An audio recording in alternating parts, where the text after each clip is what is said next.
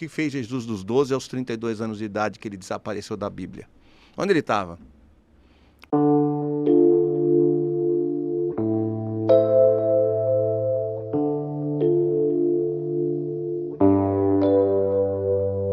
O próprio Tote, que era um dos reis, né, criados, era neto, na verdade, de Enki, que ele era um rei na Atlântida. Ele saiu da Atlântida e criou a civilização egípcia. No Egito ele foi chamado de Tote.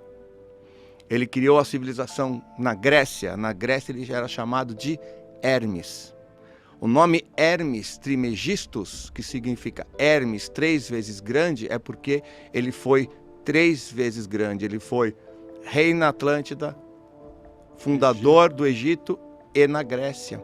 E as tábuas de esmeraldas, que são 12 tábuas de esmeraldas, e a esmeralda porque ela tem cor verde, porque ela é um material não encontrado, é um material fruto, ele é verde, mas não é uma esmeralda, ele só tem cor de esmeralda, mas é um material não encontrado no planeta Terra, é um material fruto de alquimia, de transmutação.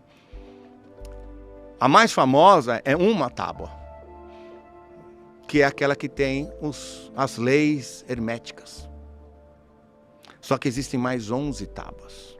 E essas 11 tábuas, escritas pelo próprio Tote, porque é ele que escreve, ele fala, eu, Tote, Atlante, rei. Ele escreve, ele fala. Existe muita informação. As informações são tão grandes que muita coisa que ele deixa escrito, que foi escrito e já está comprovado há 30 mil anos atrás, muitas coisas foram repetidas por Jesus. A semelhança é muito grande. Por quê? Porque Jesus também teve o seu tempo de estudo com Tote, no Egito, que é o que eu falo no meu documentário. O que fez Jesus dos 12 aos 32 anos de idade que ele desapareceu da Bíblia? Onde ele estava? Passeando, e isso ninguém fala. Por quê? Porque ele estava se preparando.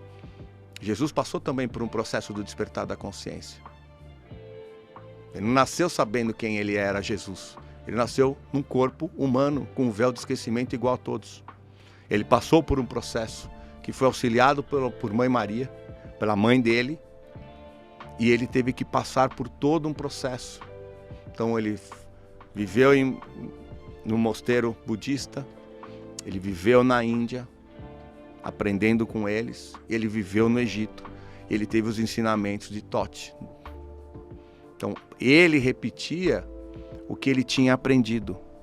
E aí ele despertou, ele expandiu a consciência, conseguiu entender o seu eu interior, quem ele realmente era, passou a ser um trabalhador da luz, que é divulgando todo o conhecimento que ele tinha, para ajudar a nossa evolução. E o grande ensinamento dele são os 4 sentimentos divinos. É isso que ele veio nos ensinar. Olha, vocês querem evoluir? Vocês têm que vibrar no amor, na compaixão, no perdão e no respeito. 24 horas por dia. Cara, pode ter umas oscilações? Claro, somos humanos, aqui ninguém é santo. Mas nós precisamos colocar isso em prática, é isso que ele veio nos ensinar. Então, os Anunnakis, essa é a parte dele. Aí tem todo mundo falando um monte de coisa, né, que não interessa muita coisa não, nem condiz o que falam, né, porque não está escrito. Ninguém deixaria, né, um código de Hammurabi, por exemplo, com as instruções de governança, como o rei deveria fazer, como ele deveria se portar, como o povo deveria... As leis e as ordens, tipo uma constituição, uma governança, se nós fôssemos escravos. Isso tudo está documentado. Tudo documentado, tudo em museu, tudo exposto, e ninguém se interessa. E quando vão falar de Anunnakis, falam o que não sabem. Ou se interessa, mas escondem. Não se interessa.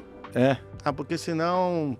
Eu acho que uma pessoa, quando ela se interessa, ela realmente sabe, é difícil ela falar uma coisa contraditória, a não ser que ela esteja trabalhando. Eu acredito que vai mais por escutar, são muitos assuntos, né? Uhum. Tá, e aí, antes da gente só voltar para Marduk aqui, Uhum.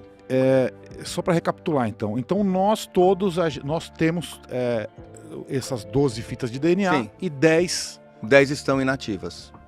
Quando que foi feita essa inativação? Foi pelos reptilianos? Não, não.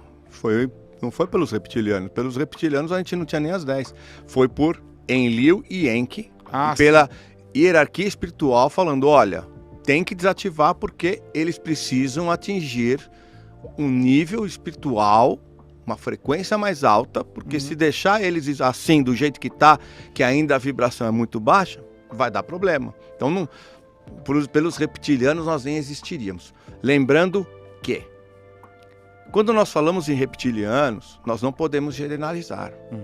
Reptilianos é uma raça. Existem reptilianos evoluídos? Claro. Existem aqueles que não são evoluídos? Claro. Assim como os humanos. Aqui nós temos uma amostra, né? De quantos nós temos evoluídos e quantos são completamente involuídos, completamente atrasados.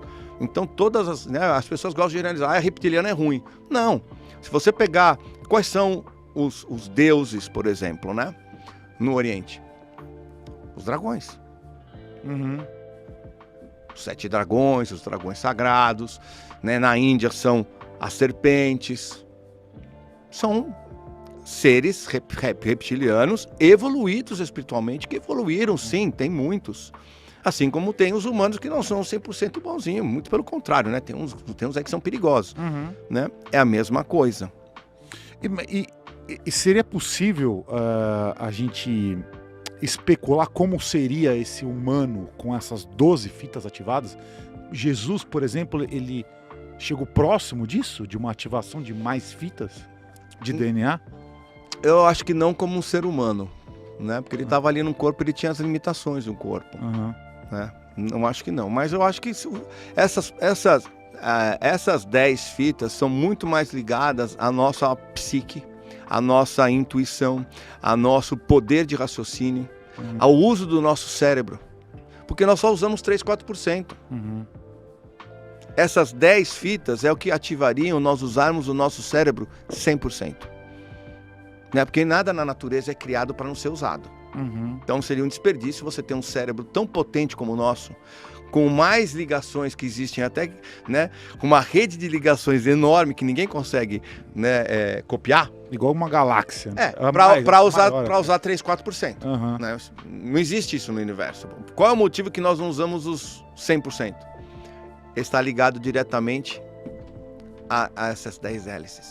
Então você imagina um ser humano que poderia usar 100% da sua parte cognitiva. E como ele tem uma evolução espiritual, seria o 100% para o positivo. Imagina agora você usar 100% se você pega um evoluído, que nós temos uns exemplos que a gente não pode nem falar o nome. O que eles fariam? Seria um terror, né? O poder e o ego se expandiria pelo universo. Ele não ia querer tomar conta daqui, não ia querer, né, desfalcar as nossas estatais. Ele ia querer desfalcar o universo. Por isso que nós temos isso. Em relação às tábuas, que você falou que falam esmeralda, mas que não são esmeralda, elas estão em algum lugar ou se especula isso? Não, já foram encontradas, elas foram estudadas e foram traduzidas. Estão em museus. Não, tá muita gente perguntando aqui, as tábuas, onde elas estão? Uma só, em museu. Uma. Mas elas são traduzidas. Você pode ir na internet e você pode pesquisar. Existe um livro, existe um americano muito bom, ele chama Billy Carson, né? E ele tem um livro. Ele é muito estudioso. Ele é uma das poucas pessoas que eu, assim, hoje sigo. Chama Billy Carson. Ele tem TikTok, ele tem Instagram e ele tem um dos livros mais consagrados sobre a tábua de esmeraldas. Ele tem ela traduzida. Existem já inúmeras. Já foi traduzido desde 1925. Tem uma ideia, não é de agora. É que escondem da gente, né? Ninguém sabe nada. Existem, sim. Elas já foram traduzidas, são oficiais, são originais, assim como todas as outras são. Código de Hammurabi também. Então nós temos muitas. Museu de... Vamos, né? Rápido. Museu de Nova York. Nós temos um museu de Ashling, que fica em Oxford, na Inglaterra, que tem muita coisa. Nós temos o British Museum, que é o museu britânico. Nós temos o Louvre. Nós temos o Museu do Livro em Jerusalém, que esse aí contém um dos maiores achados recentes, já em 1942, que foi os pergaminhos do Mar Morto. Lá você tem em exposição uma parte deles, e no subterrâneo Estão todos eles guardados, porque isso é uma coisa que, né, são traduzidos, é um tesouro isso, mas você consegue ver, né? Então tem vários museus que estão expondo isso e as pessoas olham, vão lá, tiram uma foto, achei legal pra caramba e não conseguem ir atrás. E se você colocar no Google, tem muita coisa. Claro que não tem tudo, claro que tem uma interpretação ali, né? Se você colocar a Tábua dos 12 Esmeraldas, você vai ver só sobre Tote, falando ali dos Hermes, as leis herméticas. Mas se você estudar mais mesmo, né, ali mais a fundo, você vai ver. E aí, pessoal, se você gostou desse vídeo, clica aqui, curtir, faça alguns comentários também, porque isso é muito importante para ranquear o vídeo, que ele chegue para mais pessoas, essa informação seja difundida para mais pessoas que precisam também delas.